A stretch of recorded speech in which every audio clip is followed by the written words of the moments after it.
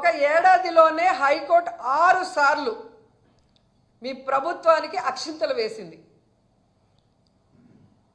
పోసాని కృష్ణమురళి గారి కేసులో కానీ, ఒక సోషల్ మీడియా యాక్టివిస్ట్ని మీరు ఏ విధంగా హెరాస్ చేశారో ఆ విషయంలో కానీ, నిన్న మొన్నట్లో 60 ఏళ్ళు పైబడిన వాళ్ళని మీరు హెరాస్ చేయకూడదు, ఇంటికి వెళ్ళి విచారించాలి, ఇవన్నీ కూడా తప్పుడు సాక్ష్యాలతో వేధింపులు చేసిన పోలీసులకు కూడా ఏ విధంగా హైకోర్టు అక్షింతలు పెట్టిందో ఈ రాష్ట్ర ప్రజలందరూ కూడా గమనించారు. అలాగే సుప్రీంకోర్టులో మీరు లడ్డూలో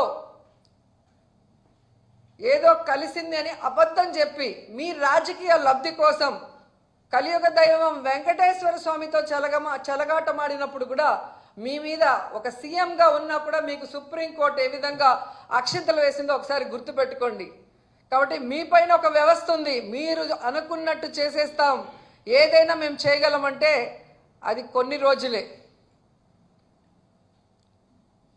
ఈరోజు నేను మోడీ గారిని 2 చేతులెత్తి రిక్వెస్ట్ చేస్తున్నాను. సార్ మోడీ గారు, మీరు పార్లమెంట్లో ఒక స్పీచ్ ఇచ్చారు, అది రాష్ట్ర ప్రజలందరూ కూడా విన్నారు. చంద్రబాబు నాయుడు ఈ రాష్ట్రాన్ని ఎలా దోచుకున్నాడు, ఏటీఎం లాగా ఎలా వాడుకుంటున్నాడు, ఏ విధంగా సర్వనాశనం చేస్తున్నారో మీరు చెప్పారు గతంలో. ఒకసారి ఆ వీడియో మీరు విని, ఇప్పుడు ఏదైతే అమరావతిలో మళ్ళీ మిమ్మల్ని భూమి పూజకి పిలుస్తున్నారో అది ఎందుకు అనే ఆలోచన చెయ్యండి అని నేను రిక్వెస్ట్ చేస్తున్నాను.